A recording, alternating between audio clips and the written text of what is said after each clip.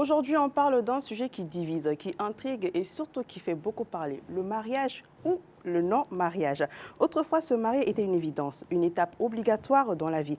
Mais aujourd'hui, de plus en plus d'hommes et de femmes choisissent de ne pas se marier. Alors, qu'est-ce qui a changé? Est-ce par peur, par déception, par indépendance ou simplement par choix? Ne bougez pas, on revient tout de suite juste après ça.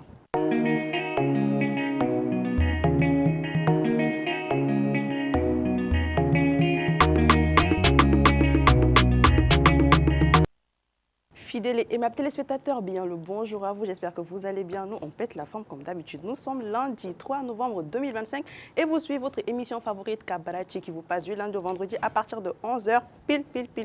Toujours bien accompagné par mes deux chroniqueuses fidèles, Mighty and Mighty. Yes. Caméra. Ça va? Tu es joliment faite. Merci. Bonjour. Elle s'est retransformée Madame en femme mariée. Ana jigala ko ma do temu minana ta Tena taa jini sira fɛ quoi n'a sɔrɔ ni bini bɛ taa min na e ala Bibi ye jumɛn ye? Bia femme au foyer Madame comment?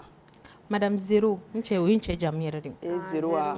ale jamu yɛrɛ de ye Zéro ye an to kɛ zerbo ayi dɛ Zéro i ma ci Zéro la yan an ma T-shirt lajɛbagaw b'a fo di ma. kosɛbɛ dan tɛ foli min na C'est pas vrai.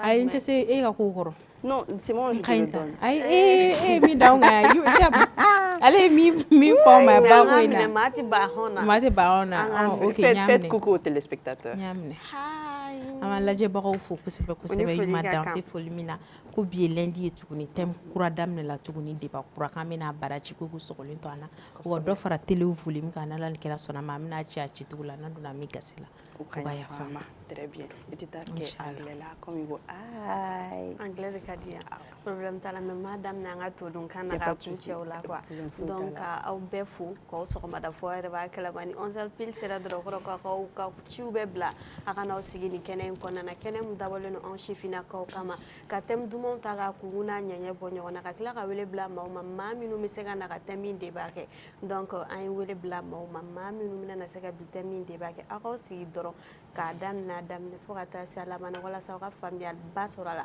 aw bisimila everybody écoute mais Evry badi Bon, ok. an ka invité tɔ kelen min yɛrɛ bɛ ne kɛrɛfɛ o maloyara o ale tɛ anglais kana n'a to ale maloyara walayi o de A y'a bɛ fɔ tila k'an ma ka correction correction to yen n'a ye kuma la a bɛna corriger An quoi. k'ale Sinon to ni yen ma nɔ. fɔ fo ka cogo invité maloya a bɛ fɔ Bah, tan de c'était sa alors le thème qu'on a. Every ne y'a kɛ Evry ya D'accord. Le thème qu'on a. Avec- Aw jɔ sa. a to A ta ka ɲi. a Awɔ, ta a ka kɛ ɲi. N'i ma ka ɲi dɔrɔn elle va avoir raison sur nous. ayi mais ne ka mun n fa siya tɛ o n fa kan tɛ o ne ba souvent, Evry c'est mieux mais quand il m'a- an ka taa Every e n'a kɛ Evry ye o D'accord, le thème qu'on a aujourd'hui, c'est pourquoi certains ne se marient pas. Bon, y a...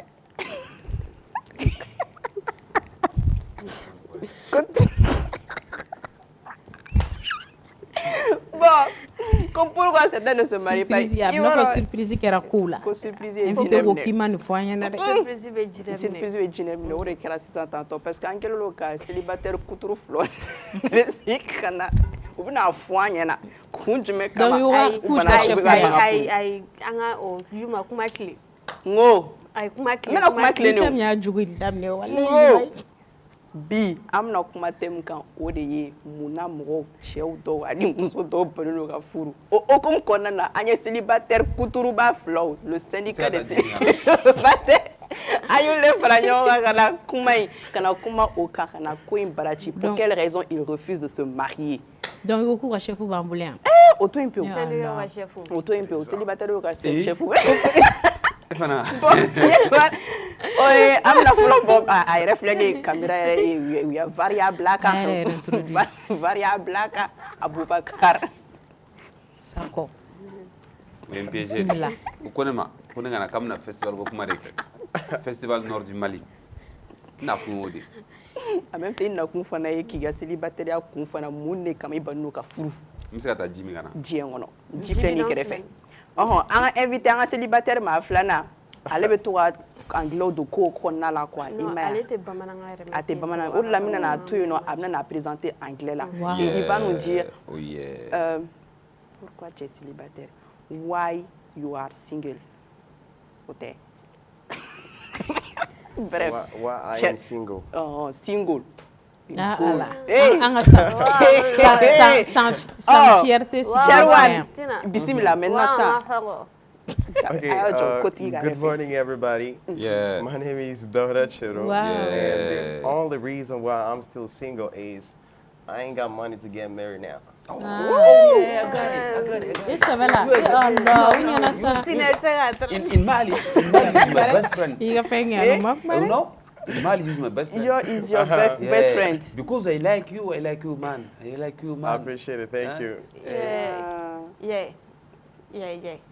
And what is your fucking problem? Yeah. You too. Tiens, il doit You trop good, mal you good. Now, allez trop mal Non, il n'a pas fait d'injure. Hein. non, I slang that on ah ouais, c'est vrai, mais you too quoi. Aïe, you speak in... Non, pas... Bon, bref, parle-nous du festival qui arrive tout récemment, qui arrive tout de suite d'ailleurs, parce que Papa Kalama faut couper le regard 26 mars, il y aura là. Plaisir de me regarder. Concentre-toi, ma belle. C'est ça.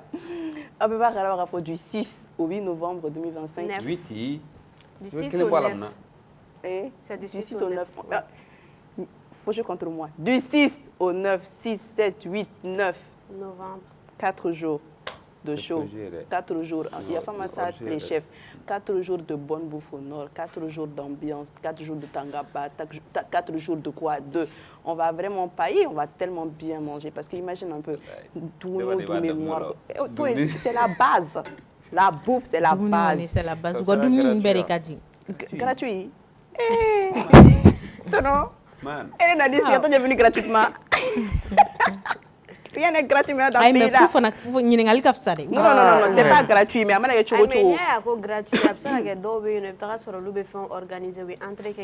Si. Voilà, on est comme méga fort. Voilà. Plaisir en tout cas, tout ce que je sais, c'est que si tu rates ça, tu rates vraiment l'événement de ta vie. Parce que imagine un peu, 4 jours, et bien vous savez à quel point Nord-Dougou, les Wujula, on va vraiment savoir. Ouf, bref, plaisir. Vas-y. Bon, il faut voir que Hawanda Lafia, Bakwa Kindes M7 Bene, émission de Kati Abarachi Bene, il faut voir Hawanda Lafia, Rosamo Bismillah Mabarako. Le Harikara Warsen, Inch'Allah, Kwedio, comme Fata, Kajoga, Handu Waka Ki, novembre, la Jirbi Iduka Kofla, la Jirbi Yag, Festival Nord du Mali. Je regarde le stade du 26 mars, Inch'Allah, on est Kouyeda. Le Nika Arabe, Nika Touareg, Nika Kourabor, Nika Bel, Hekurka Nika. Taninti Kourabora. Et har Kourant, Kouraboratan, Kouraboratan, et Koura d'air Gonda. Kidal, Tumbutu, Gao, Kumafata, et Magatero, Inch'Allah. Bon, et Ambe Aufou, Kawale Mondo, Kadakloka. Kafoko du 6 au 9 ni à la Sonava. Ambela de l'Emignon au stade du 26 mars là.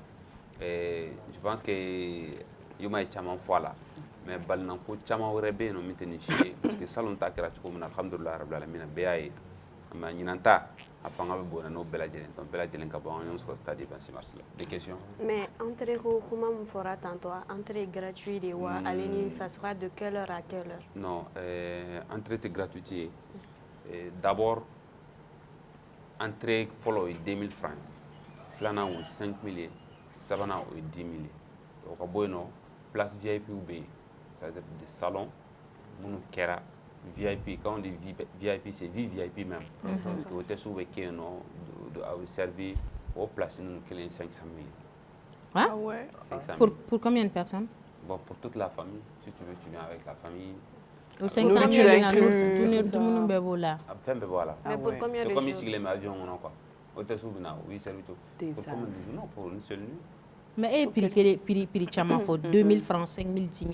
Au lieu de différencier du mais parce que air ko faut air follow oui. 2000 au joli. OK. 5000 au une chaisier. OK. 10 000 oui mon chaisier. Exact. Oh là, désolé. Exact. D'accord, mais il faut y avoir tout na ko nyina. Ko kele no ka fen chama mbuluda. Fen nu ma ke salu ina fo fɛn minnu ye salon taw jɛ donc ma fɛn caman bɛ yen nɔ minnu faralen n'o ɲina taw kan yalima i bɛ se ka i da don a la ɲina o kelen n'o ka labɛn minnu kɛ surprise minnu bɛ yen nɔ dɔɔni k'i da don a la dɔɔni k'a fɔ mɔgɔ hali ni m'a bɛɛ fɔ. Salon festival Nord du Mali la ko dɔ kɛra en fait quand on a annoncé an kɛlen ka annoncé comme na festival nord du Mali kɛ fɛn in maa caman tun ma da la kosɛbɛ donc mɔgɔw kun dalen tɛ projet in na kosɛbɛ kosɛbɛ et même certains artistes parce que conférence de presse tɛmɛnen Baba Sala o ye kuma d'a ma a ko bon ko ne y'a wele don min na k'a fɔ a ɲɛna ko festival nord du Mali bɛ yen k'ale ye ɲininkali kɛ ko plaisir k'i bɛna fɛn min kɛ ko est-ce qu'il b'a dɔn festival tɛ fɛn den ye dɛ ko mais k'ale nalen ka taa sur scène k'a ye organisation ye cogo min na k'a ye jama ye cogo min na ale yɛrɛ accueillir cogo min na ka sigi cogo min na balanci kɛra cogo min na ale pressera cogo min na c'était un truc de haut niveau donc tu vois un artiste mun bɛ scène internationale kɛ n'o nana ka fɔ fɛn dɔ ma ko c'est un truc de haut niveau donc je pense que an y'an seko kɛ donc o k'i bɔ a la mɔgɔ kuma da la donc mais fo image dɔw bɔlen sur les réseaux sociaux n'o ye Takula ye Alforon an bɛ an ka furu traditionnel mun bɛ yen nɔ donc fan bɛ Takula dilan na n t'a dɔn n'a b'a dɔn voilà donc an tun n'o dɔ ye sur l'esplanade donc o image de bolila après sur TikTok c'est là que les gens ont su que ko sɛbɛ don quoi tu vois un peu et du coup mɔgɔ dɔw tun bɛ bɔ fo quartier wɛrɛ la olu tun tɛna pour que ka village visiter olu tun tɛna pour que ka stand visiter olu tun tɛna concert kan juste pour acheter du Takula et retourner donc Takula ko aran kun kɛlen i b'a fɔ essence ko aran bɛ cogo min na donc du coup cette année an y'a kanu ka dɔ fara a kan donc au lieu ka kelen ka kɛ kɛ yen Alforon an ka furu tɔgɔ de Alforon Alforon au lieu ka Alforon kelen ka kɛ yen nɔ naani bɛ kɛ yen nɔ cette année et au qui boit là cette année le monument El Farouk de Tombouctou le monument El Farouk de Tombouctou ni restera stade du 26 mars là je pense qu'à ban chouina et déjà nous veut ka tɛmɛ stade là Tchanchon commencera à na déjà voilà et monument fana bɛ na le monument El Farouk de Tombouctou on fana bɛ na en grande taille sur l'esplanade du stade du 26 mars même le village qu'on appelle le village Fadjikari le village de Mina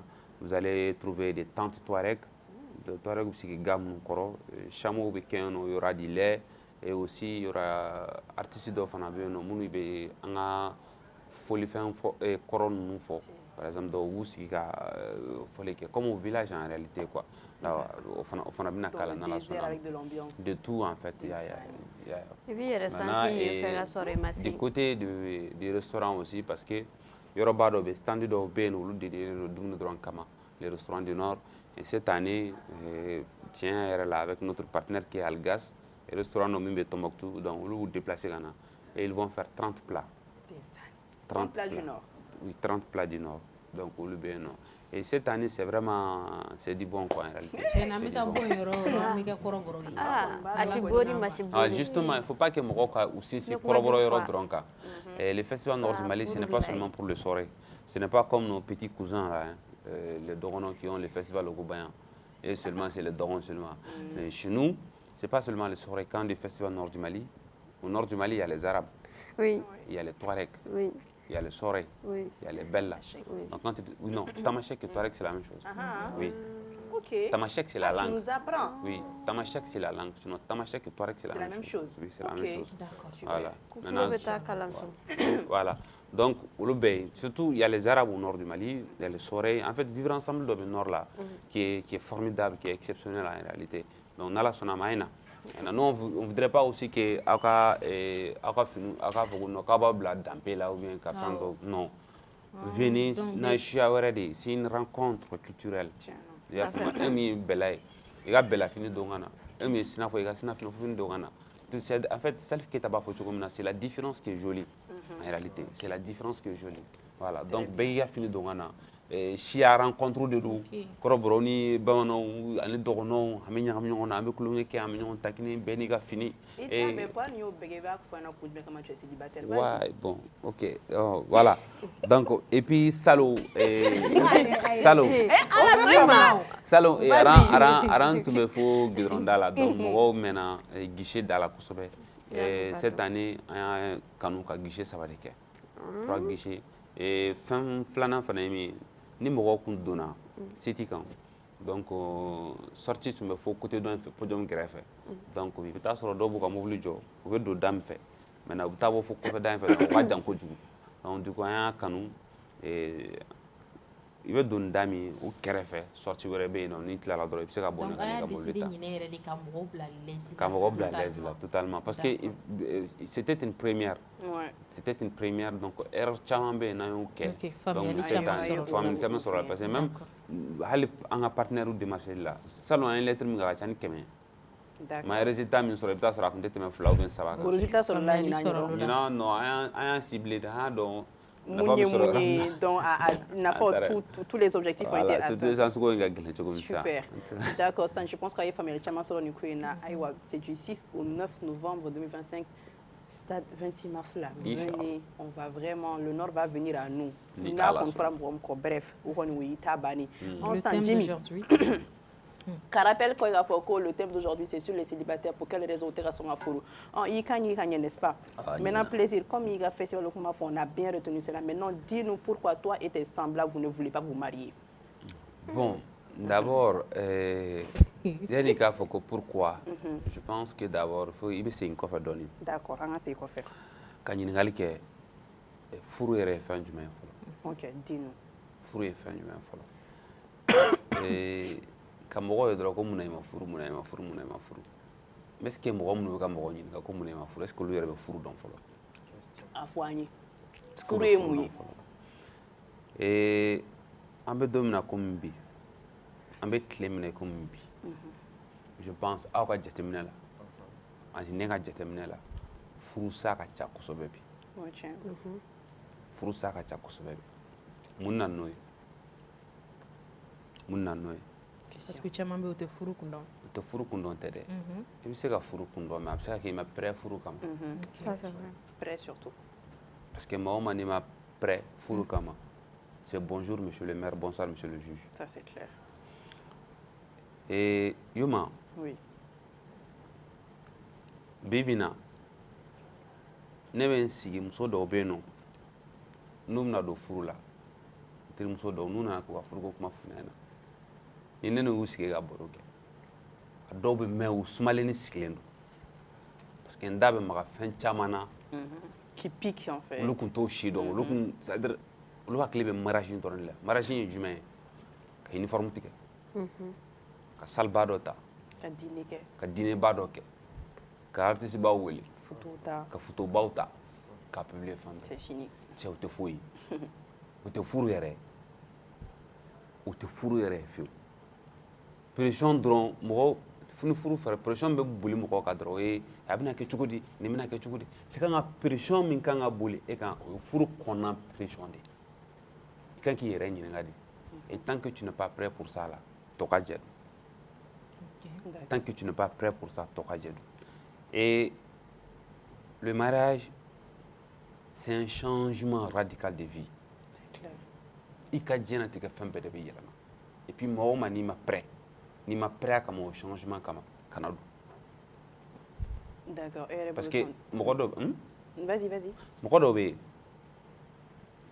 n'olu furula o ye pikini peluw de parce que olu pɛrɛnna de olu y'a dɔn furu ye min ye ka don a la parce que furu ye fɛn min n'i donna a la n'i taara segin kɔ tɛ yen C'est clair. n'i segira ko i ye fo ka den de o kɔrɔ k'i ma furu k'i ma prêt yɛrɛ mentalement i ma prêt a kama waliden de bɛ d'i ma waliden de bɛ d'i ma tubabuw fɛ yen ni muso bɛna di cɛ ma n ka fa de bɛ na n'a ye église la fa de bɛ na n'a ye ka n'a di furukɛ ma a b'o kɛ mun kama nin filɛ nin ye nin den in filɛ nin ye ne de y'a conçu k'a balo k'a héberger fo ka na se nin niveau ma donc c'est comme si n bɛ même passé ma de a tun bɛ n ka to a kɔrɔ a tun bɛ kilen n kɔrɔ a tun bɛ nin kɔrɔ a tun bɛ nin kɔrɔ a tun bɛ nin kɔrɔ n kun bɛ nin ka ye n kun bɛ nin ka ye n kun bɛ nin ka ye o y'a dilen ye ne ma de donc a kɛra e den de mɔgɔ i muso y'i den de o de kama n ko i kan ka hinɛ a la hinɛ tɛ ala ka n bɛ to ka duwawu dɔ kɛ n ko ala ka cɛ di musow ma cɛ min bɛ hinɛ o la fɛn in tɛ foyi ye n b'i fɛ n b'i fɛ je t'aime tu m'aimes message ou appel ou sufɛ o to yen a bɛɛ bulɔku a bɛɛ ye bulɔku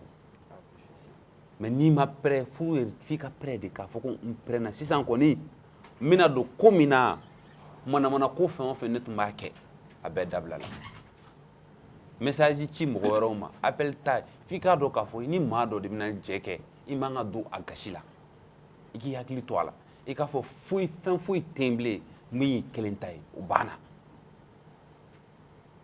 o banna foyi tɛ yen min y'i kelen ta ye o banna i ka li y'i kelen ta tɛ bilen i ka ɲɛgɛn kɔnɔna y'i kelen ta tɛ bilen i ka finiw y'i kelen ta tɛ bilen ta vie la c'est comme i n'a farala ɲɔgɔn na ka kɛ ka kɛ vie kelen ye quoi faut que mɔgɔw ka prêt o de kama donc furu tant que n'i ma prêt furu kama aspect caman b'a kɔnɔ n kana kuma monopoliser aspect caman b'a kɔnɔ n'i m'a maîtriser n'i ma prêt cɛ kana taa to kɔfɛ fɔlɔ to banne to si kan fɔlɔ donc e ma prêt fɔlɔ bon ne m'o f'i ye n m'a fɔ ne ma ne f'i ye m'o f'i ye kana ka kuma kalabusi kana ka kuma kalabusi alors Cherwan il est plaisir ka kuma mais il a parlé du mariage a ye mariage kun fɔ et qu'il faut vraiment qu'on se sente prêt pour que ka se ka fɛ mais n'i y'a ta k'a lajɛ bi jeunes est-ce qu'ils sont vraiment réellement prêts ka furu bon n'an m'a sigi 100 sara la i b'a sɔrɔ caman kɔni pɛrɛnnen na a tɔ bɛ kulonkɛ kɛ la d'accord parce que déjà surtout ne yɛrɛ ne ka tranche d'âge la an ka niveau na sisan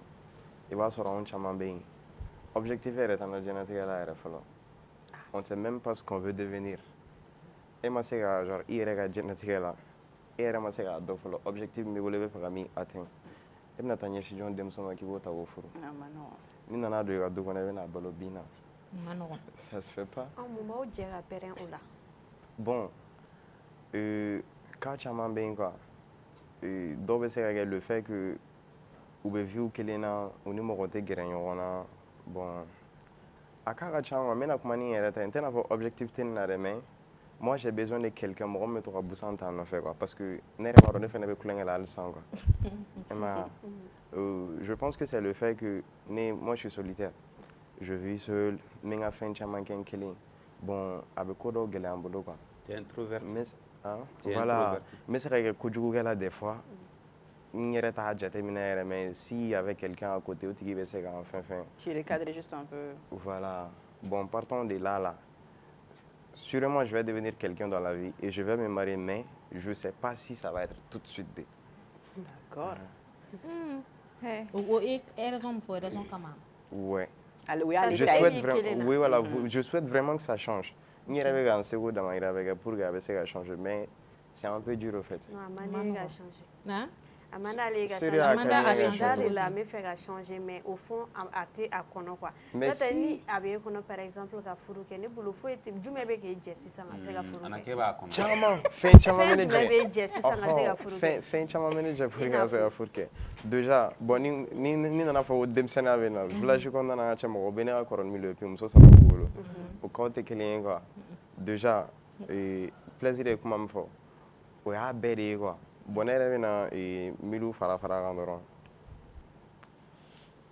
a kumana furu kan en réalité moi je savais pas ce que c'était ne kɔni b'a bila n kunna dɔrɔn l'union de deux personnes a furula ɲɔgɔn ma et voilà firi quoi parce que grand frère ni an parents yɛrɛ an b'u furulen min b'a la voilà on sent an kunna il y a rien de mal dedans c'est vrai kuma dɔ la a bɛ to ka fɔ ɲɔgɔn kɔ mais ale ye fɛn caman fɔ a kɔnɔna na ne tun t'olu bɛɛ dɔn a la tu vois ne ka côté la a bɛ se ka kɛ ne yɛrɛ hakilina na moi je pas assez d'argent n bɛ yɔrɔ min na sisan parce que hali ne yɛrɛ déjà je me prends en charge moi-même et famille fɛnɛ ka côté dɔɔni bɛ yen ne bɛ fɛ de fɔlɔ ka genre d'être indépendant quoi voilà ka ban ka tila an ka fɛn bɛɛ la fɔlɔ quoi au fait mais est-ce que o kɛli ka nɔgɔn k'a fɔ k'i bɛ o bɛɛ kɛ ka stabiliser financièrement totalement parce que e ka kuma mɔgɔ bɛ se ka stabiliser financièrement dɔɔni mais i bɛ furu kɛ mais e bɛ fɛ ka stabiliser totalement de ka sɔrɔ ka furu kɛ donc n'i ko k'i b'o kɛ voilà est ce que bibi in na a ka nɔgɔn bon a fɔli ka nɔgɔn n'a kɛli yɛrɛ mɔgɔw ka sira fɛnɛ tɛ kelen ye a bɛ se ka kɛ voilà ne bɛ se ka chemin dɔ emprunter n ka cɛ directement ne b'o sɔrɔ comme ne bɛ se ka chemin wɛrɛ emprunter n ka cɛ a bɛ mɛn ne bolo sira la fɛnɛ quoi o kɔ fɛnɛ mais ne kɔni fɛ quand tu vas te sentir stable financièrement ka cɛ il y a rien qui manque n'i ye muso furu la o de kɔni ɲɔgɔn tɛ a ka besoin ye min ye i b'a kɛ cogo o cogo a nege genre a mago kana jɔ fɛn na fɛn min se t'i ye k'a k'a ye quoi ani i bɛna den minnu fɛnɛ sɔrɔ k'u sagola ko bɛɛ k'u ye donc ne kɔni fɛ hɛrɛ b'o de la ka taga mais an bɛ kuma bɛɛ muso kɔni ma karisa nin kɛ tan i b'a essayer nin den fɔlɔ à chaque fois est-ce que je ne fais voilà bon finalement il va oublier genre et bien à toi avec pousser quand tu as fan wɛrɛ fɛ tu n'es pas prêt voilà je suis pas prêt fɛn attends plaisir i ka kuma la i y'a yira k'a fɔ ko i ye fɛn ko kuma fɔ pɛrɛli ko kuma fɔ mais u ka kuma la u b'a fɔ ko mɔgɔ tɛ pɛrɛ furu kama ko i y'o fɔ dɛ ko mɔgɔ tɛ pɛrɛ furu kama voilà i bɛ don a la de n'i m'a ye k'i bɛ pɛrɛ a kɔnɔna na surtout cɛ muso de sisan par exemple muso bɛ se ka fɛn sugu dɔ bɛ parce que muso de ye n t'a dɔn n b'a fɔ cogo min na a bɛ ka furu ka taa du dɔ kɔnɔ fɛn dɔw bɛ yen nɔ il faut k'olu ka k'ale la de base mais cɛ f'i ka sigi k'e ka pɛrɛ fɔlɔ ko mɔgɔ tɛ pɛrɛ furu kama hakilinata ye jumɛn ye o la parce que e ko ko f'i ka pɛrɛ de fana ni e bɛna émission kɛ sisan tu te sens prête ou pas si je prépare je prépare tu te prépares ni bɛna voyager i t'i ka valise prêt si je me prépare ni e yɛrɛ bɛna yɛrɛ plateau kan i t'i maquiller i t'i labɛn e b'a kɛ mun kama plateau kama tɛ hadamaden i tɛ dɔn foyi la i ma prêt min kama quoi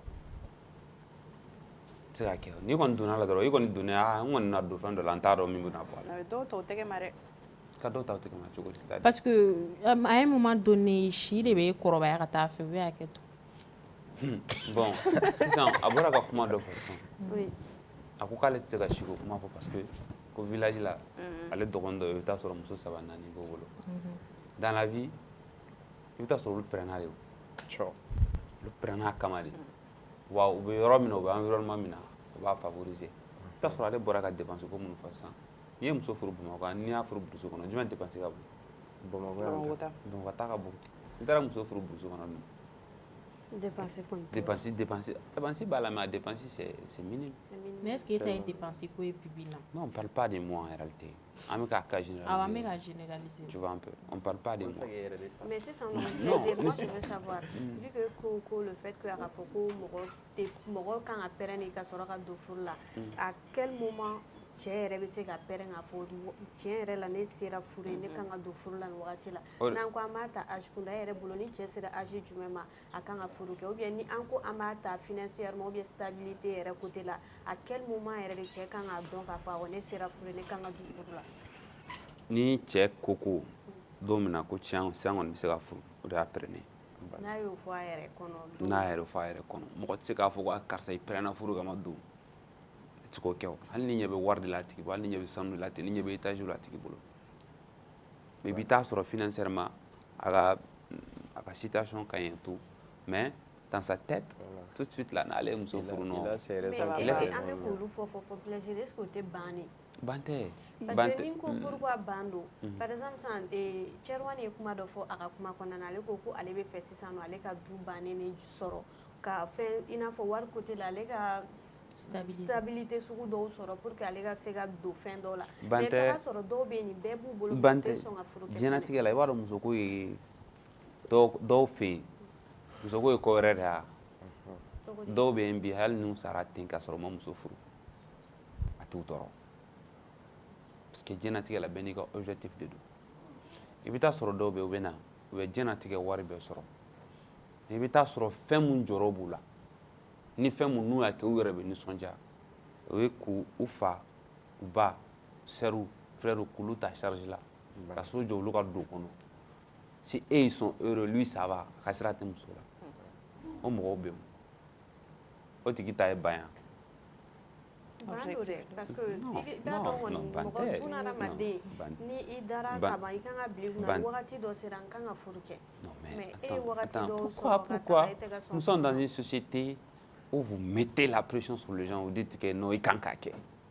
Donc, il manque à quai. Non, je ne vais pas dire manque à quai, mais laissez-les libres. N'apprenez pas il va le faire. Mais pourquoi vous êtes là tout le temps à dire non, ici, Corbeira. En fait, je trouve que souvent, un peu pression d'aucun camp. Il faut jouer quand si tu es dans notre société, si tu n'es pas vraiment mentalement, si tu n'es pas fort là. Hein? Il va déstabiliser quoi. Il va déstabiliser quoi. Tout le temps les gens sont là, nous il est carré comme hey tu cassé même ta fola, tu cassé même ta fola. Mais il cassé même ta n'a pas je me sais non, est-ce que c'est pas parce que l'autorité doit bien vouloir tuer une personnalité notoriété non nettoyer kana kenesa notoriété tout ça. Ali mɔgɔ mun be hali du kɔnɔ par exemple ni cɛ sera âge dɔ ma dɔrɔn i b'a ye o bɛ commencer ka pression monter a kan. C'est vrai. Muso furu moi je pense que o pression ninnu quoi n'an ma fara k'o monter dɔw kan a b'u bila erreur la quoi.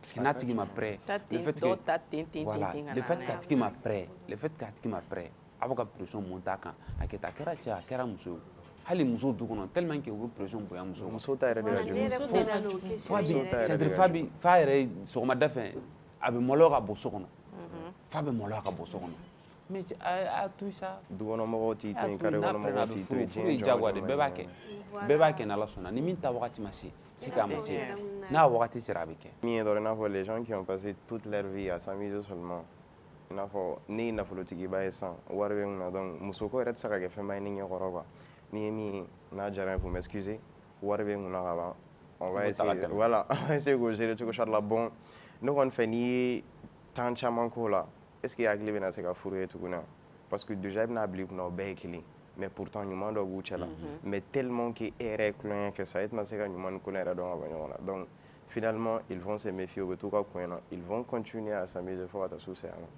Mais plaisir da tun na pression ko dɔ la ne yɛrɛ tun bɛ na question poser parce que ale bɛ ka pression fɔ pression bɛ kɛ cɛw la mais est ce que pression bɛ kɛ muso la o ma bon ka tɛmɛ cɛw ta kan parce que une fois que muso yɛrɛ dɔw bɛ yen nɔ i bɛ taga sɔrɔ olu mɔ ka di olu yɛrɛ fari bɛ kɛ cogo dɔ la ka sɔrɔ hali âge ma se ou bien n'u y'a ye dɔw ye 18 ans ninnu sɔrɔ ka na se 20 ans ninnu ma dɔrɔn a kuma caman daminɛ i bɛ taga sɔrɔ fa b'o la ba b'o la tanti b'o la tonton b'o la hali sigida mɔgɔw b'o la donc le fait que o pression ninnu yɛrɛ bɛ ka boli den musomanin kan e yɛrɛ bolo a bɛ se ka kɛ kɔlɔlɔ ye den ma wa. bien sûr a bɛ se ka kɛ kɔlɔlɔba de. i n'a fɔ. déjà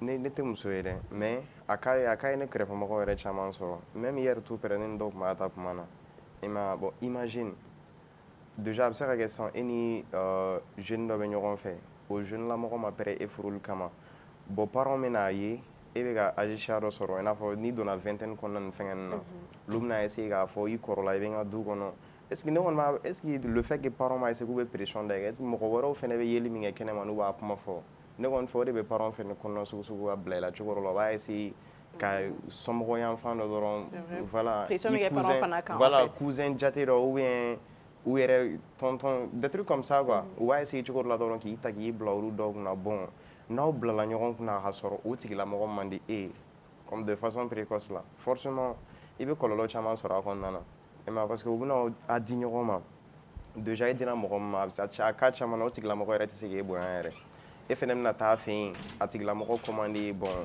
n'a ma farati yɛrɛ ala k'an kisi fagali saya kana bɔ a la i ma a ko ma nɔgɔ quoi. mais est ce que muso ta ma jugu ni cɛ ta ye bi parce a ka jugu n'a ye cɛ de bɛ tali kɛ o muso dun filɛ dɔ de bɛ ale ta donc forcément cɛ ta muso ta bɛ juguya ma ne yɛrɛ ka kalama moi tu peux demander la main de non cogo di silamɛya la fɔra n'a se b'i ye ayi mais est ce que an ka tabiya ninnu na olu bɛ yen oui bon an ka taabolo la non an ka taabolo la sinon diinɛ la je pense je me rappelle pas de la procédure mais kɛcogo dɔ de b'a la n t'a dɔn muso bɛ dɔ de ci wa ou bien a bɛ a fa mais quand même c'est bel et bien possible ayi k'a yira a tigi la k'i bɛ fɛ a k'i furu mais ka taa ni woro ye a fɛ yen non n t'a dɔn procédure bɛ kɛ cogo mais je pense que wari bɔ k'a di cɛ ma ale ka taa ka mɔgɔw fɛ yen je pense quand même c'est bel et bien possible c'est bel et bien possible quand même c'est bel et bien possible n'aw yɛrɛ dama bɔ n'a ye mɔgɔ tɛna bɔ a kala voilà o yɔrɔ dɔrɔn tɛ maintenant i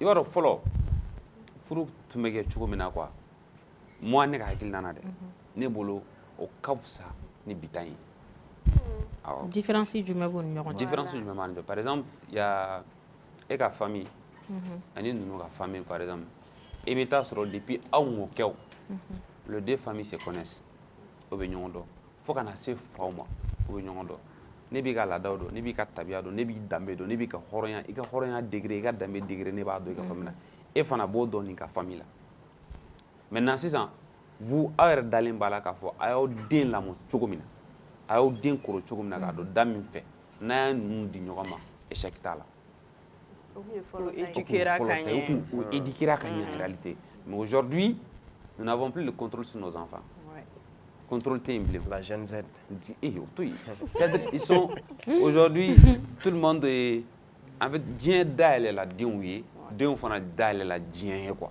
donc parents décident de ka denw yɛrɛ contrôler ni k'i b'i den contrôler sisan n'i ma farati a bɛ b'i taya la C'est vrai. a bɛ b'i taya la mais fɔlɔ village ni fɛngɛw la i b'i den lamɔ aw ka du tabiya ye min ye i b'o don a la aw danbe ye min ye i b'o don a la n'a kɔrɔba dɔrɔn i b'a don furu la o furu ninnu dɔw o bɛ taa fo sa aw yɛrɛ bɛ sijan sɔrɔ yɛrɛ walahi aw yɛrɛ bɛ sijan sɔrɔ sisan ko de ko diya n ye furu bon n ka di karisa ye karisa ka di n ye n bɛ o furu de o fɛ diya n ye furu in de ne fana ma pɛrɛ o kama dɛ o bɛ taa kɛ goya furu y'i bolo Ok, ça, plaisir. En après, en haut, un peu de côté, il y a aussi, il y a ces femmes, elles ne sont pas prêtes. Bon, sauf on va que les hommes de maintenant, ils ne sont pas responsables. Ouais. Qui a raison? Non, tout le monde a raison. D'accord. Bɛɛ n'i ka tiɲɛ don bɛɛ n'i ka tiɲɛ bɛ ɲɔgɔn na bɛɛ n'a bɛɛ n'a ta ta fɔ bɛ ɲɔgɔn na en fait il y a un adage qui dit ayant été mordu par un serpent on craint une corde ni sa y'i kin n'i ye jurukisɛ dalen ye mɛlɛkɛlen dalen I bɛ siran. i bɛ siran i ja bɛ tigɛ i bɛ taa sɔrɔ mɔgɔ dɔw bɛ yen diɲɛlatigɛ la u ka diɲɛlatigɛ cɛko yɛrɛ a bɛɛ kɛra déception de ye fɔlɔ o bɛ kɛ déception ba dɔ ye filanan bɛ kɛ déception ba dɔ ye sabanan bɛ kɛ déception cɛ i b'a fɔ i jɔ ne bɛ n sigi fɔ ne bɛ n sen bɔ a la olu mɔgɔ ninnu hali n'i ye diɲɛ de hali n'i kɛra n t'a dɔn n b'a fɔ cogo min na hali n'i ye diɲɛ jigi olu ɲɛkɔrɔ de a tɛ don u dusukun laminen don quoi en réalité a tɛ don quoi a tɛ don wa o mɔgɔ sugu ninnu ni ala ma jɛ hali n'olu donna furu la olu bɛ don a la ten de olu bɛ don a la ten quoi parce que ce sont des gens qui ont été trop blessés en fait dans la vie u banana kojugu u joginna kojugu donc o cɛ n'u ko k'u tɛ o muso minnu n'u ko k'u tɛ don a la tiɲɛ de don i bɛ taa sɔrɔ dɔw yɛrɛ fana bɛ yen aujourd'hui surtout les femmes célibataires minnu ye furu kɛ ka tɛmɛ minnu ye furu kelen kɛ ka tɛmɛ non olu sɛgɛnnen don dɛ walayi olu sɛgɛnnen don diɲɛlatigɛ la quoi u vécura quoi en réalité et moi je pense que ni muso yɛrɛ kan ka ta o ye muso ninnu de parce que expérience bɛ yen quoi olu mara man nɔgɔn dɛ il faut k'i ka expérience kɛ k'olu ta sanfɛ non moi je suis pas du tout d'accord moi c'est comme si non c'est comme mɔgɔ minnu ye stage kɛ ka tɛmɛ quoi ni e ye stage kɛ baara o baara la est-ce que o te dépend de la façon dont la voilà, personne se comporte dans le foyer? Je t'explique. I b'a dɔn diɲɛlatigɛ la hakili b'an bɛɛ la walayi cɛrwan ne ka hakilina na muso o muso n'i furu sara i furu sara san kelen san fila don dɔ bɛ kɛ o i b'i sigi k'a fɔ aa est-ce que ne tun y'a kɛ tan furu in tun bɛ sa est-ce que ne tun ye mun dɔɔni a kɔni sara kun min kama n'i donna dɔ wɛrɛ la o furu tɛ sa o kun kama bilen parce que i b'i ka part de responsabilité ye tu vas te remettre en question o ye muso bɛɛ de mais hali ni furu sali da ma bɔ ale la hali ni furu sali da ma bɔ ale la ale b'a ka responsabilité ye o kɔnɔ hali n'a sɔrɔ cɛ yɛrɛ n'o don a tun b'a fɔ aa ni ne tun ye cɛ kɛ tan ni ne tun ye cɛ kɛ tan ne tun y'a kɛ tan a tun tɛ sa est-ce que ne tun tɛ se k'a muɲu dɔɔniya est-ce que ne tun tɛ se k'a kɛ tan dɔɔniya What doit se a bɛ nimisa yɛrɛ en fait pour quelle raison a bɛ nimisa yɛrɛ pour quelle raison ale y'a kɛ quoi a bɛ nimisa pour quelle raison voilà ça sent du vécu dans les paroles dis-moi e yɛrɛ bolo est-ce que bi genre an ka génération est-ce que u sirannen tɛ furu ɲɛ u siralen don mun na u siralen ba yɛrɛ de don bon ne bɛ kuma ni n ka cas de ne b'a dɔn ne ɲɔgɔnna caman bɛ yen tiɲɛ yɛrɛ la ne kɔni ne siralen don dɛ voilà ne siralen don déjà n b'a ta dɔrɔn ne ni n kɔrɔw caman bɛ sigi baro kɛ nin fɛn ninnu na caman na kuma u si tɛ côté ɲuman u t'u mentionné ka caya quoi u bɛɛ de bɛna kuma n'i taara baarakɛyɔrɔ la i tɛ fɛ ka segin so a bɛ tan n'i donna na des trucs comme ça quoi tu vois bon o bɛɛ b'anw lasiran ka ca an ja bɛ tigɛ olu ma pɛrɛ olu t'a dɔn ko bɛɛ b'a kɔnɔ mais est-ce que u t'a a koloma yɔrɔ de fɔ a jama yɔrɔ o t'o fɔ est-ce que u b'o fɔ da tɛ mɔgɔw yɔrɔ la ka caya quoi bon n'o fana bɛ fɔ an ɲɛna ka ca an b'o de mɛn ka caya jagoya de don an bɛ siran est-ce que n'i ko k'i b'i ta o fɛ koloma yɔrɔ in fana de ka ca ka tɛmɛ ɲuman in fɛ o de fɔli ka ca la quoi ɲuman min mana sigi bi furu bɛ tan a bɛ tan mais munna olu tɛ bɔ olu tɛ bɔ wa en plus de ça u tɛna ɲuman fɔ a la ayi a ma nɔgɔ ala k'an kisi a ma mɔgɔ si ka laɲini tɛ furusa ye mais n bɛ fɛ k'a fɔ an b'a juguman fɔ kojugu quoi ce n'est pas bien Amaju ma fɔ ko jugu. Mais sisan ne bɛ fɛ ka dɔn Cherwan, Oui. kuma ninnu bɛɛ kɔnɔna na sisan an bɛ k'a fɔ cɛw ma pɛrɛ mais par exemple sisan nɔ e ye mɔgɔ ye mɔgɔ min dɔnnen don plaisir fana ye mɔgɔ ye mɔgɔ min dɔnnen don est ce que aw yɛrɛ dalen don musow yɛrɛ la fɔlɔ k'a fɔ k'a b'u ta ani fɛnɛ est ce que aw tɛ ka siran muso ninnu ɲɛ a t'a dɔn vu que aw ye mɔgɔ dɔnnenw ye aw bɛna na choix min kɛ donc est ce que o bɛɛ de tɛ k'a to aw bɛ k'aw ban ou bien aw ni aw ɲɔgɔnna caman parce que vu que aw fila fɛn fɛn bɛ yan nɔ aw bɛɛ dɔnnen don. Bon, et ka segin ka wala dɔɔni parce que a cayala dɔɔni ma je sais même pas. Sisan nɔ par exemple sisan e filɛ nin e ye mɔgɔ dɔɔni plaisir filɛ plaisir ye mɔgɔ dɔɔni wa aw ni aw ɲɔgɔnna caman n'a fɔra an ka furu kɛ aw de bɛ musow ta n'est-ce pas donc le fait que aw dɔnnen don aw bɛ muso caman sɔrɔ aw ka contacts la aw bɛ se ka muso sɔrɔ cogo sugu min y'aw diya est ce que le fait que aw t'a dɔn aw bɛna na mun choisir ou bien aw t'a dɔn aw bɛ mun kɛ aw sirannen don muso ninnu ɲɛ est ce que o bɛɛ de tɛ k'a to aw caman bɛ yen bi aw bɛ k'aw ban furu kɛli ma wa. O y'a cause dɔ ye. Bon yɔrɔ in bɔ a la sa. Ba in bɔ a la ba in bɔ yen ba in. Ne ba in bɔ yen. Bon an bɛ se k'a fɔ siranyɔrɔ ye. Au fait moi je dirais que ça c'est très logique parce que déjà ne yɛrɛ je suis pas aussi connu que ça mais il y a beaucoup de filles qui m'ont DM o cas caman bɛ yen quoi. Bon vu que o caman bɛ na i ma i tɛ se k'a bɛɛ fili kɛrɛfɛ vous m'excusez je dirais pas que n ye dɔw accepté ou pas voilà. N tɛna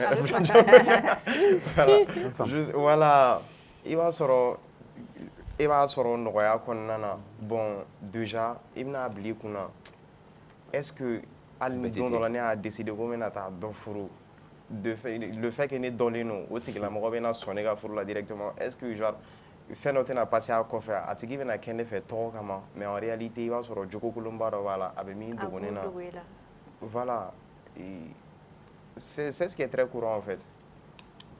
Mais mun de nana ni o ye le fait que muso ninnu bɛ taga vers vous ou bien a kun ye jumɛn. Moi je dirais que c'est le fait que o bɛ na anw ma ani fɛnɛ n'anw taara u ma o t'a gɛlɛya ko parce que anw dɔnnen don. Là c'est facile quoi. En fait an ka kɔrɔkɛ lamɛn parce que moi je suis pas trop expérimenté. Nin côté in non Cherwan tu expérimenté i b'a kɔnɔ an b'a.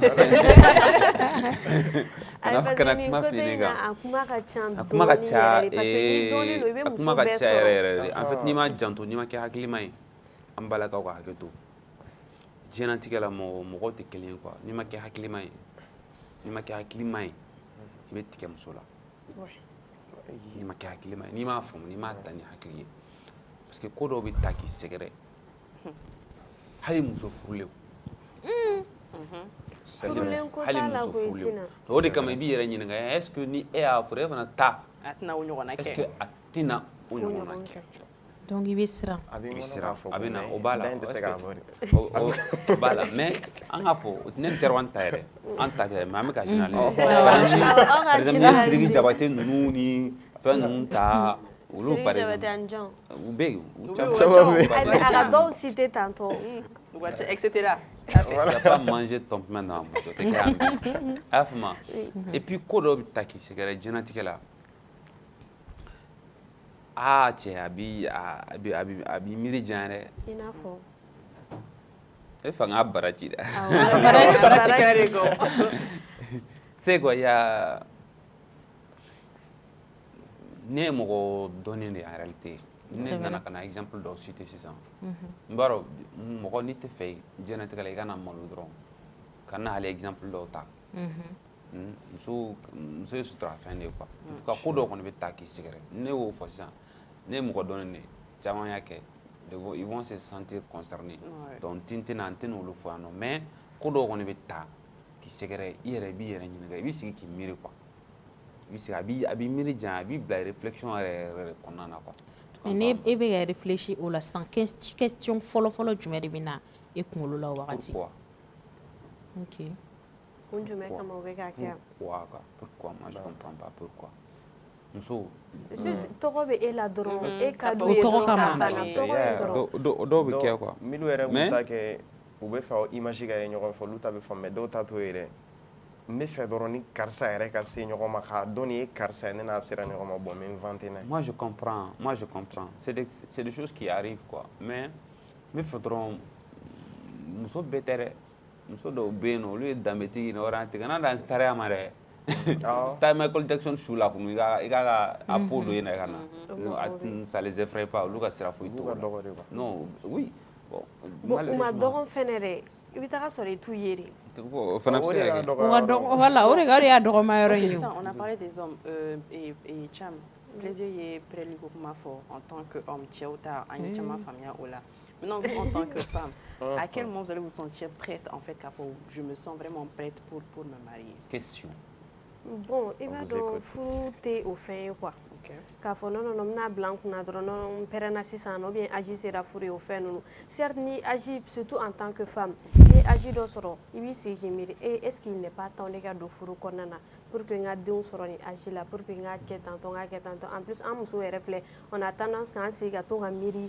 ni ne ye den sɔrɔ nin âge la à 18 ans ou bien à 15 ans ou bien à nin âge o b'a sɔrɔ nin an b'an ka yala ni fɛnw kɛ an b'an sigi k'olu miiri mais k'a fɔ k'i b'i sigi k'a fɔ non non non n sera furu ye n bɛna na ou bien je suis prête à me marier furu tɛ o fɛn ye quoi ni kɔni ye ne ɲininka mɔgɔ tɛ pɛrɛn furu ma surtout muso parce que i bɛ se ka don furu kɔnɔna na à tout moment i bɛ taga sɔrɔ dɔw bɛ yen nɔ olu bɛ se ka don furu kɔnɔna na à 15 ans an y'olu ye dɔw bɛ don a kɔnɔna na à 16 ans dɔw bɛ don 18 ans 20 ans 30 ans ça dépend mais k'a fɔ ko muso kɔni n pɛrɛnna furu kama non parce que depuis e fitinin i bɛ lamɔ ni furu fɛnw de furu fɛnw de bɛ yiri la o ko de bɛ don i kɔrɔ mais k'a fɔ k'e bɛ n'i sigi non non non fo n ka pɛrɛn muso kɔni ne kɔni bolo ale pɛrɛnnen don heure bɛɛ mais seulement i bɛ se k'a kɛ de dɔrɔn i b'a fɔ nin wagati n bɛ don a la ou bien nin wagati n tɛ don a la parce que depuis e fitinin e lamɔnna ni furu kow de. est-ce que an bɛ wagati min na ko bi finalement la génération quoi déjà. La jeune Z, génération Z. À la génération Z, est-ce qu'on est vraiment prête? Est-ce qu'on sera prête même un jour à faire la furu? On sera prête dès, mais seulement en te furu de ko don quoi. An kan ka kalan furu taabolo n'a tabiya minnu na an sen kan ka da yɔrɔ min na ayi ne ka kuma bɛ yɔrɔ min na ni n ko Cam dɛ i b'a dɔn kuma bɛ yɔrɔ min wa prɛbaliya ye o yɔrɔ de ni e tɛ furu dɔn e tɛ furu dɔn e b'a fɔ k'e lamɔna n'a don ta bɔ ta mais e tɛ furu dɔn e tɛ furu kɔnɔna fɛnw dɔn e kan ka muɲu min kɛ e kan ka sabali min kɛ e kan ka furu matarafali min kɛ han nin bɛ ka min fɔ nin ye hali ne fɛ olu ma pɛrɛ furu kama dɛ k'e bɛ ka t'i sigi gɛrɛn na ko wayi ko cɛ so kɔnɔna ka di nin ye dɛ mais e t'a dɔn tu devrais être prêt pour ça i kan ka dɔn k'a fɔ ne donna furu la nin bɛɛ b'a kɔnɔ un jour i bɛ taa sɔrɔ kɛnɛma la o ka fisa ne ma ni so kɔnɔna ye i bɛ muso min fɛ bi dɛ i bɛ fɛ ka min furu dɛ a bila i kunna n'i donna furu la un jour viendra où tu vas te sentir en l'aise dehors ka don so kɔnɔna kan mais f'i ka prêt o kama de f'i ka dɔn n'o don sera n b'a kɛ cogo di n muso de don ne de y'a furu ka na il faut savoir o de ye prêli ye o n'a ka caman parce que hali e bɛ ka an bɛ tabiya min bɛ yira anw la est ce que o tabiya ɲɛnɛmaw de bɛ yen parce que i bɛ taa sɔrɔ il y a certains parents en fait u baw yɛrɛ u bɛ hakɛ to kuma la i t'a sɔrɔ u ka fɛn ninnu vraiment ça va pas quoi la maman ça va vraiment pas si ne y'a faamu donc imagine un peu e denmuso ma e ka lamɔ ni o ye tu vas prendre le même sale comme caractère en fait o de la n y'o fɔ n bɛ taga sɔrɔ dɔw bɛ yen nɔ u kan ka dege furu tagabolo ni furu tabiya mun na dɛ i n'a fɔ furu yɛrɛ kɔnɔna kan ka kɛ cogo min na o kan ka kalan o mun na o tɛ kalan o de la o de ye erreur ye n'o tɛ déjà ni den musomanin parce que anw fɛ yan nɔ pression ni lamɔ ni fɛn ninnu bɛɛ i bɛ i sinsin muso de kan mais cɛ ninnu u kɛlen don k'olu to yen nɔ mais muso ninnu imagine depuis e fitinin furu ko yira de la déjà i b'a daminɛ ni yɔrɔ faranga jɔsi ye i bɛ b'o la i bɛna tobiliw daminɛ i bɛ b'o la i bɛna ko dɔw jateminɛ ko dɔw bɛ yiri la k'a fɔ i yɛrɛ bɛna tila ka ko dɔw faamuya parce que parents suya ka ca parents dɔw bɛ yen nɔ olu b'a f'u da la k'a yiri la parents dɔw bɛ yen olu bɛ acte de kɛ k'a yiri la ça va dépendre n'i bɛnna ni parents sugu min ye donc ni depuis e fitinin furu ko yiralen la ka furu ko don e kɔrɔ ne bolo n'i kɔrɔbayara ka ban e kan k'a dɔn ka ban furu ye mun ye i bɛ taa yɔrɔ min i tɛ taa yɔrɔ min mais n'a a ko de ma yira la e taara kɛ dɔrɔn non non non e kɔni bɛ yen ten tɔ dɔrɔn i kan ka i bɛ dumuni kɛ k'i da i bɛ fɛn kɛ k'i da k'e furu sera e bɛ don furu la n'ala ma jan e bɛ don cogo min i bɛ bɔ mais tout va dépendre de la femme n'o y'a sɔrɔ réellement hali ni furu kow ma don a kɔnɔ i bɛ taga sɔrɔ dɔw bɛ yen nɔ furu ka di u ye donc n'u donna a kɔnɔna na même si n'o y'a sɔrɔ u parents bɛ yen nɔ u ma fɛn dɔ yir'u la i bɛ taga sɔrɔ u yɛrɛ mana don a kɔnɔna na u b'a ɲɛɲini ou bien u bɛ gɛrɛ u buramusow la n'u fana bɛnna ni buramuso mais mun bɛna a ɲɛ yir'u la nin bɛ tan nin bɛ tan n'o tɛ caman bɛ yen u bɛ don furu kɔnɔna na hali u tɛ se tobili la u tɛ se cɛfɛ kuma cogo la mais au fur et à mesure a ka d'u ye u b'a ɲɛɲini k'a ɲɛdɔn muso kɔni t'a kɔnɔna kɔni i a bila i kunna n bɛ se ka don furu la a to moment i pɛrɛnna i ma pɛrɛn i bɛ don a kɔnɔna na. Ok. Tan, Edou, répondons à la question. Qu'en penses-tu? À quel moment tu vas te sentir prête pour aller chez Zéro? D'accord. ne kɔni bolo Yuma muso kan ka pɛrɛ furu de kama k'a fɔ ko muso bɛ se ka furu à tout moment. Moi je ne suis pas d'accord. Ni ne ɲininka faut que ladamu sugu dɔ bɛ yen nɔ il faut que o de ka kɛ muso la fɔlɔ san'i ka don furu kɔnɔna na ladamu surtout parce que mɔgɔ caman bɛ yen nɔ i bɛ taa sɔrɔ âge janfara mais i bɛ taa sɔrɔ furu kɔnɔna na furu ijabu n'a a daraja min kan ka da i kan san'i ka don furu kɔnɔ o t'u la donc n'o t'i la hali n'i donna furu kɔnɔ ne kɔni bolo nafa t'a la i ka se tobili la o i ka se fɛn wɛrɛ la il faut que ladamu sugu dɔ bɛ yen nɔ o de ka k'i la avant que i ka don furu kɔnɔ donc muso kan ka pɛrɛ furu de kama yɛrɛ yɛrɛ avant k'i ka don parce que furu tile kelen ko tɛ dɛ badabada ko de don i bɛ ka furu mɔgɔ min ma e n'a tigi ma lamɔ ɲɔgɔn kan aw tɛ ɲɔgɔn jogo dɔn aw ka diɲɛnatigɛ fɛn foyi tɛ kelen e ka ta ka bila o kan ten k'e ma prêt mentalement ladamu bɛ ladamu na k'o ma kɛ e la a ma nɔgɔn diɲɛ kɔnɔ parce que toi tu vas être une mère une future maman il faut que lamɔ sugu dɔ bɛ yen k'o don den la ni e yɛrɛ ma pɛrɛn san'i ka don e b'o don den na cogo di e bɛ ka furu cɛ min ma il faut que jogo dɔ b'a la a b'aw jogo don ɲɔgɔn na de hali ni jogo kolon b'ale la e b'a essayer en tant que femme k'o jogo kolon dɔw bɔ ale la jogo dɔw bɛ e la a b'a essayer k'e mara parce que e b'ale ka mara de kɔnɔ bon n'o ladamu tɛ e la e b'o fɛn cɛ la cogo di moi je pense que o kɔni o ma nɔgɔn voilà Très bien. Il faut surtout être fort mentalement. Il faut surtout être fort ou forte mentalement. Très rapidement, plaisir. Et Rebolo, est-ce que ne pas se marier, c'est rater sa vie?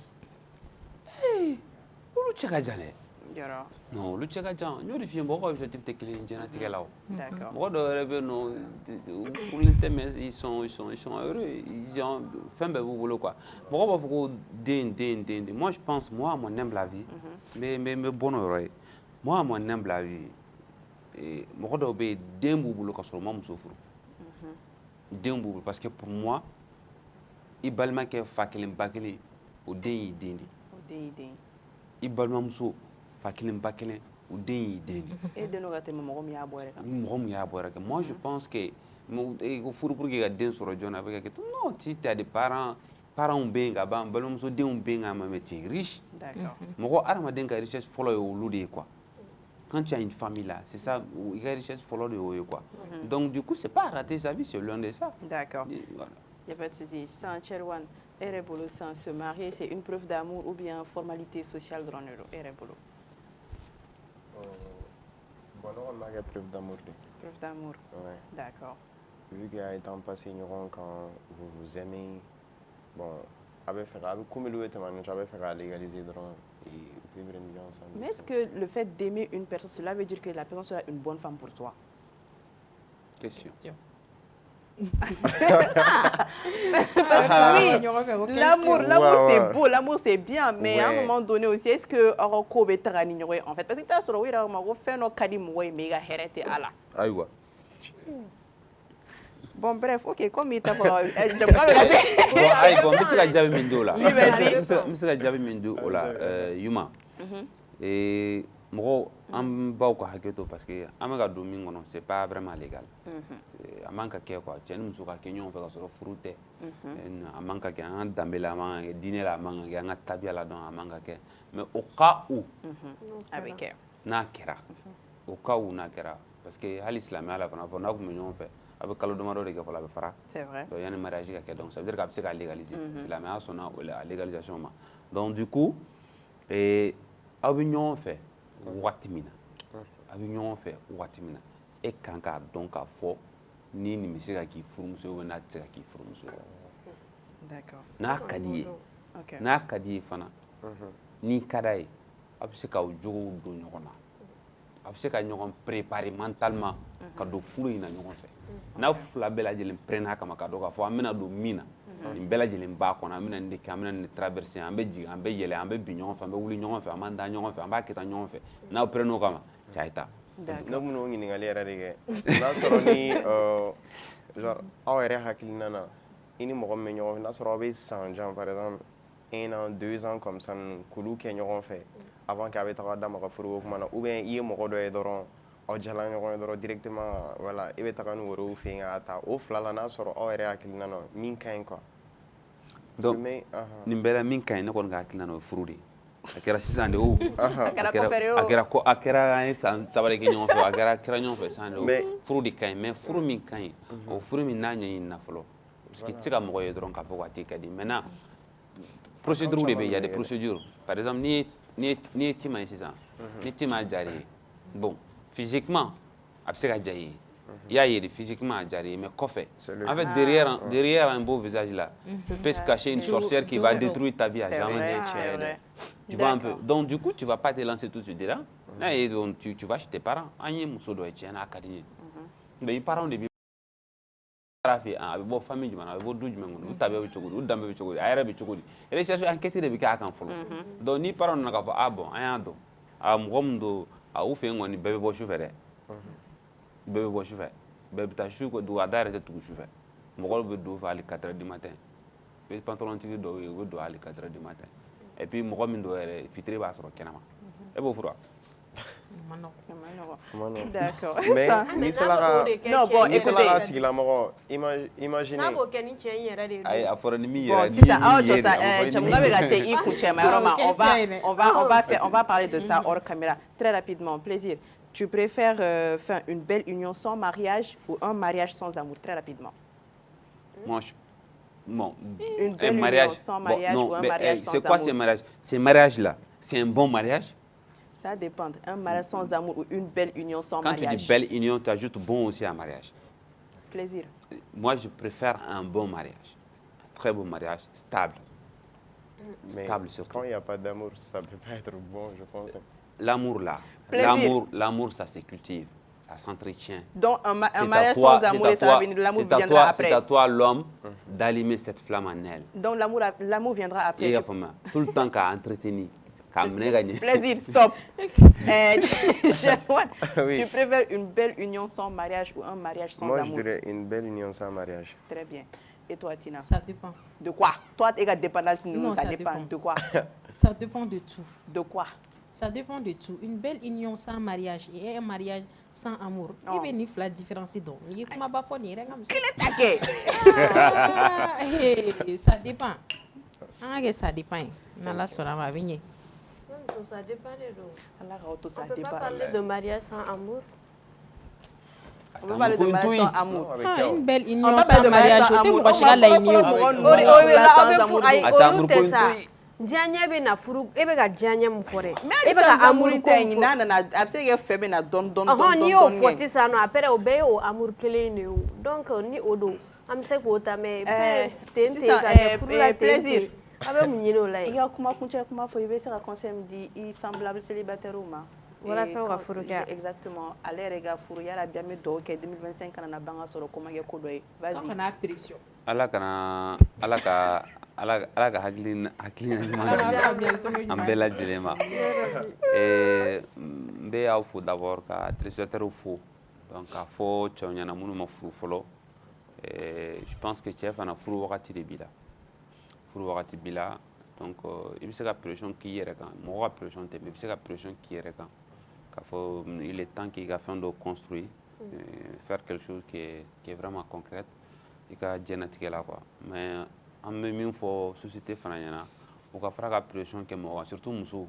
u ka fara ka pression kɛ mɔgɔw kan furu ye ala ta de ala de ko kan ka kɛ donc adamaden si man ka bere ta dɔ yɛrɛ kɔ ko furu i ka furu ko bɛ cogo di hali baarayɔrɔ la so kulusi kɔnɔ couloir kɔnɔ a bɛ to ka min fɔ musow ma karisa madame foyi hali bi yan madame foyi o kulonkɛ ninnu bɛɛ bɛ digi mɔgɔ la a bɛ digi mɔgɔ la quoi voilà a tigi ta a b'a kɛ yɛlɛ ka tɛmɛ mais voilà donc a bɛ digi mɔgɔ la quoi donc an ka société olu ko ninnu kɛ kulonkɛw ni fɛnw alors que fɛn min don n'i y'a fɔ ne kɔni ne vacciné don a kama ne b'a dɔn ne bɛ ka objectif min diɲɛnatigɛ la ne b'o dɔn ne kan ka min kɛ ne b'o dɔn quoi mais dɔw bɛ yen nɔ a b'u déstabiliser quoi donc delili yɛrɛ de don quoi surtout musow donc ni maa o maa ala ye bɛɛ furukɛ da ala ye bɛɛ furukɛ da hali n'i kɛra gɔn de i furukɛ bɛ yen hali n'i kɛra gɔn de i furukɛ bɛ yen donc voilà ko mɔgɔ ka bɛɛ lajɛlen ka alamisalen kelen juru bɛ ala la donc waati la ko dɔrɔn de don n'a tigi pɛrɛnna waati min na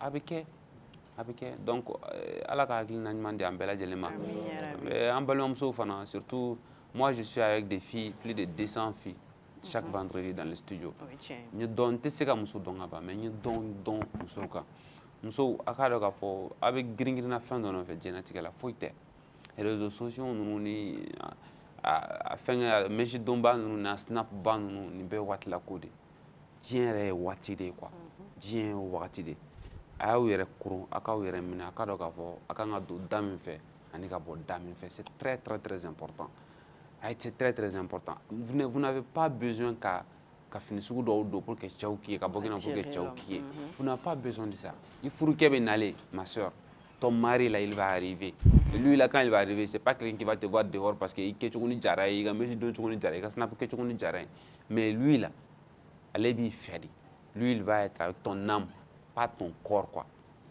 tu comprends donc patiente ça va venir inchallah. Elle a compris. Qu'elles sont très précieuses en fait. A fouillana. Ben, alors non bon mais exemple là muso ko côté de la trop quoi. OK. Parce que voilà, nous sommes tous précieux mais les femmes sont plus précieuses que nous. À ma faute. Donc ouais nda sera ma yɔrɔ. Voilà, donc u k'u yɛrɛ préserver farikolo in a ka sutura a sutura cogo la i y'a fɔ cogo min n'u furu wagati sera u bɛ furu wali dusu tɛ kɔ tigɛ voilà wa mɔgɔ tɛ mɔgɔ muso furu mɔgɔ tɛ furu mɔgɔ cɛ ma ni danna min kama o bɛ kɛ quoi voilà bɛɛ ka wagati bɛ se donc i y'a fɔ cogo min an bɛ dugawu kɛ ala k'an bɔ a bɔda ɲuman fɛ an minnu ma furu fɔlɔ ala k'an ta don jira an na si ani kɛnɛya la ala k'an karaba k'an don a fɛ. Yuma ala ka faamuyali cogo ɲuman d'a ma ne kɔni bɛ se ka min fɔ fɔlɔ plaisir ye kuma dɔ fɔ a ka kuma la c'est très très important ko an bɛ mɔgɔw bɛ to ka fɔli min kɛ hali tɛmɛsenna fɛ karisa i ma furu bɛ y'a kɛ tan k'a bɛ jigin mɔgɔ la effectivement c'est vrai parce que fɛn damadɔni bɛ yen nɔ i b'a dɔn Yuma mɔgɔ si ka laɲini tɛ i ka âge dɔ sɔrɔ ka sɔrɔ i m'olu kɛ furu ta ko b'o la n'i furula denko pression tɛ min t'o la mais il faut que n k'a fɔ parce que i bɛ furu b'a fɔ karisa halisa den ma sɔrɔ hali sisan mɔgɔ si tɛ yen nɔ diɲɛ kɔnɔ k'i bɛ furu ko bi bi in na k'a man di ye ko ka den sɔrɔ o mɔgɔ tɛ yen nɔ ça c'est un furuko fana tuguni a man di muso si ye k'i k'i sigi k'a lajɛ âge dɔ la i dɔgɔninw bɛ ka furu k'i ma furu ou bien karisa halisa i dɔgɔninw bɛ ka furu halisa i yɛrɛ ma furu a bɛ tantɔ baarako ta fana yɔrɔ la halisa baara ma sɔrɔ pression fɛn dɔw bɛ yen nɔ mɔgɔ an b'a kɛ yɛlɛ ɲɔgɔn fɛ mais a bɛ digi mɔgɔ la voilà karisa i fasara dɛ mun kama i bɛ k'i yɛrɛ kɛ tan i kɛra tan i bonyana dɛ a donna ta a bɔra tan fɛn dɔw bɛ yen nɔ a bɛ digi mɔgɔ la au fait mɔgɔ miroir bɛ bɛɛ ka so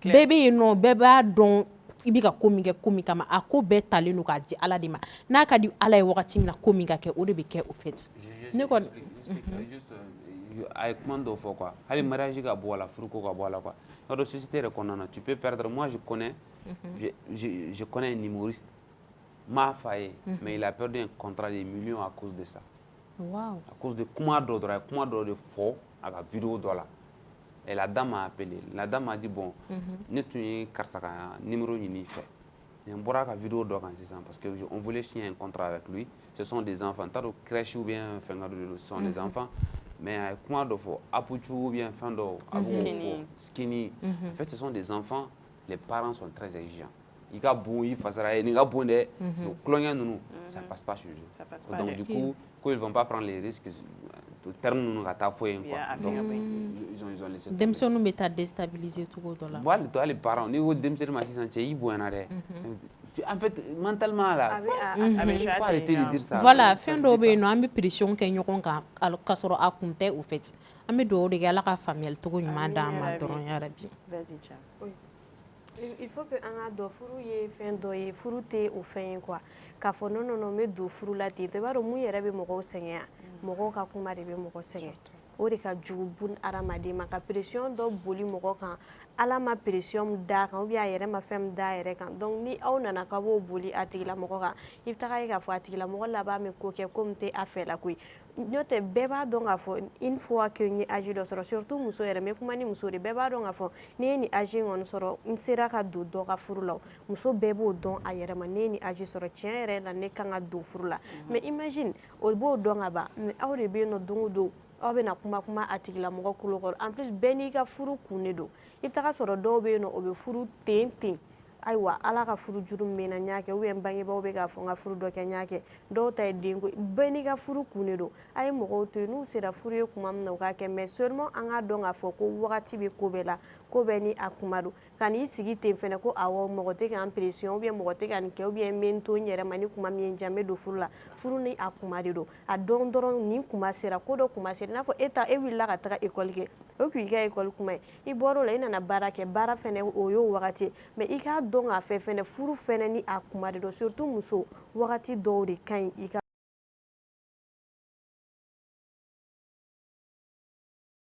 fo ko dɔ kuma sera ni ko min kuma sera i k'o lawaleya. En tout cas, à savoir qu'on ne se marie pas qui veut, mais qui peut. Wagati de be furu ko la on a vraiment une pression que mort parce que quand ça beta akanga furu shibira koroba abeta. Après ni o mana o tigi fait no tigi na furu on na o tigi na muku ot na ke no ka don atibe na muku of ne pas compatir en fait à la douleur que ça soit l'homme ou la femme. Faut me ko en là parce que mariage est famille et les gens ils ne se rendent pas compte en fait de ce qui va se passer à l'intérieur. Furu afokadi me ko me akona la furu den fleur dron yebe okodon. Bon toutes les façons non dia est fou. Non ma joke non fou. Tem kuma molo bi ko pourquoi il se marie pas on est aspect tellement fort plaisir à parler d'être prêt. Plaisir ma benye fo pour que to kanye fo ku ta festival Kairola. Et là on saura pourquoi parce que avec Abano Amason il a généralisé la chose. Il a généralisé la chose. Aïmna Warboa. Magnifique. Bon, bref, on derrière la caméra. Le thème qu'on avait aujourd'hui, c'est est-ce que, pour quelles raisons certains ne se marient pas? Voilà, ne se marient toujours pas. Et ils ont vraiment parlé de beaucoup de choses. Surtout, plaisir et pré.